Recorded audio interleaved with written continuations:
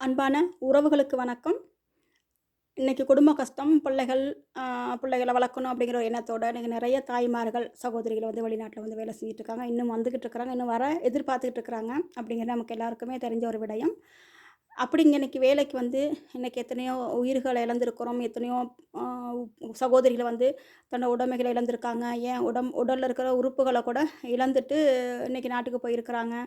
அ அதையும் தாண்டி ஒரு சில சகோதரிகள் வந்து இந்த மனநிலையம் பாதிக்கப்பட்டு கூட இன்னைக்கு போயிட்டு மனநலம் பாதிக்கப்பட்ட ஹாஸ்பிட்டல்ல இன்னைக்கு எத்தனையோ பேர் இருக்கிறாங்க. அப்ப இதெல்லாம் உண்மைக்கு வேதனையான விடயம் தான்.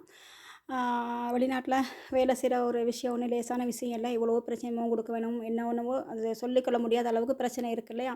அப்ப அப்படி இருக்கும்போது நேத்து மாரி குவைத் நாட்ல வந்து 2 சகோதரிகள் வந்து கடல்ல மூழ்கி இறந்து போயிட்டாங்க அப்படிங்கிற ஒரு செய்தி இப்ப பரவலாக பரவிக்கிட்டு இருக்கு.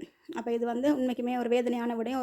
ஒரு ஒரு என்னடா இது அப்படின்னு யோசிக்கிற அளவுக்கு வந்துச்சு. கடவுளே வெளிநாட்டுக்கு உழைக்கத்தானே வந்தாங்க. வந்த இடத்துல ஏன் இப்படி நடக்கணும்? என்ன இறைவா இது உன்னோட சூதனையான்னு சொல்லி கடவுள கேள்வி கேட்கிற இடத்துல நம்ம எல்லாரும் இருக்கிறோம். அப்ப இது நடந்திருக்கு.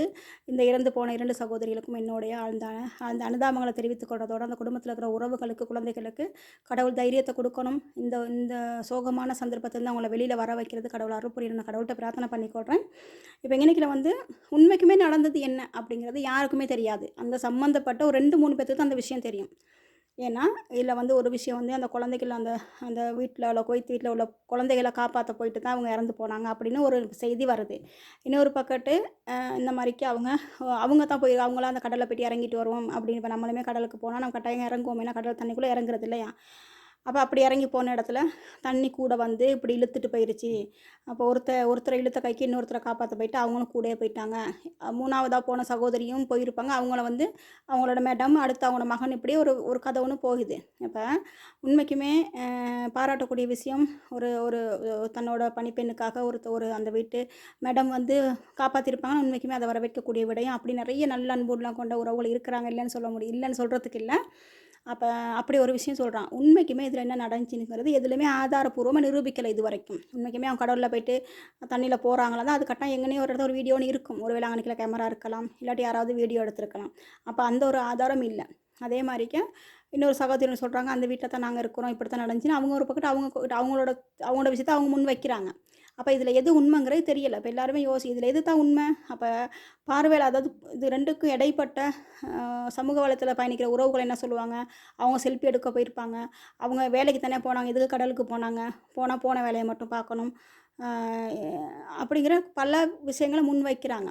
உண்மைக்குமே இதில என்ன நடந்துச்சுன்னு உண்மைக்கு எனக்குமே தெரியாது. இப்ப நானுமே தேடி தேடி பார்த்தளவுல 2 விஷயம் வந்திருக்குது. இப்ப இது இப்படி ஒரு பெரிய ஒரு ஆபத்தும் நடந்துருச்சு. ஆனா, இத வந்து முழுக்க பொறுப்பு சமூக வலைத்தளங்கள்ல பயணிக்கிற எல்லாருமே, இதில உண்மை தன்மை என்னங்கிறத கட்டாயமா நிரூபிக்க வேண்டிய ஒரு இடத்துல நம்ம எல்லாருமே இருக்கிறோம். நம்ம தேடி பார்க்கணும். இதில உண்மைக்குமே என்ன நடந்துச்சு? உண்மைக்கும் இந்த சகோதரிகள் கடல்ல போய் தான் இறந்தாங்களா? இல்லாட்டி வேற என்ன சரி பிரச்சனை அவங்க இறந்து போயிட்டு அந்த கதைய மறைக்கிறதுக்காக இப்படி ஒரு நியூஸ குடுத்தாங்களா?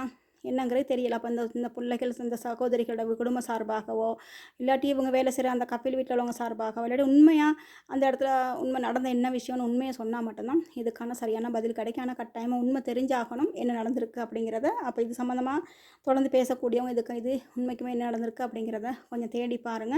அதே நேரத்தில அன்பார்ந்த சகோதரிகளே நான் அடிக்கடி சொல்றது தான் எங்களோட பாதுகாப்பு எங்க கையில மட்டும் தான் இருக்கு.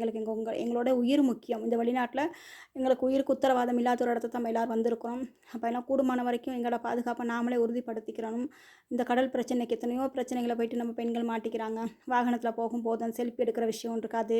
இப்ப இந்த TikTok இருக்கனால எல்லாரும் TikTokல எல்லாருக்குமே ஆசை தான். யாருக்கு ஆசை இல்ல? இப்ப வெளியில போகும்போது அந்த ரோட்ல போகும்போது உண்மைக்குமே பெரிய ஒரு ஒரு வீட்ட விட்டு வெளியில போகும்போது ஒரு உண்மைக்குமே ஒரு வித்தியாசமான ஒரு மனநிலை இருக்கும். ஒரு சந்தோஷமா இருக்கும். அப்ப அந்த நேரத்தில ஒரு வீடியோ ஒண்ணு எடுக்கிறது ஒண்ணும் தவறு கிடையாது. ஆனா அந்த வீடியோ எடுக்கும்போது எங்களுக்கு அடுத்து வர பிரச்சனை என்னங்கிறத நம்ம கவனமா இருக்கணும். பயனுள்ளதா செல்ஃபி எடுக்கிறவங்களா இருக்கட்டும், வெளியில போறவங்களா இருக்கட்டும், இந்த குழந்தைகள வச்சுக்கிட்டு TikTok போடுற பிள்ளைகளா, இல்லாட்டி இந்த மாரி இந்த பாலைவனங்களுக்கு போறவங்கன்னு எல்லாருமே கவனமா இருங்க. என்னதான் நடந்தாலும் எங்களுக்கு வந்து எங்களுக்காக எங்க குடும்பம் இருக்கிறாங்க, பிள்ளைகள் இருக்காங்க. அப்ப அவங்களுக்கு நாம ரொம்ப முக்கியம். அதனால எவ்வளோ முடியுமோ அவ்வளோக்கு உங்களோட பாதுகாப்ப உறுதிப்படுத்திக் கொள்ளுங்க.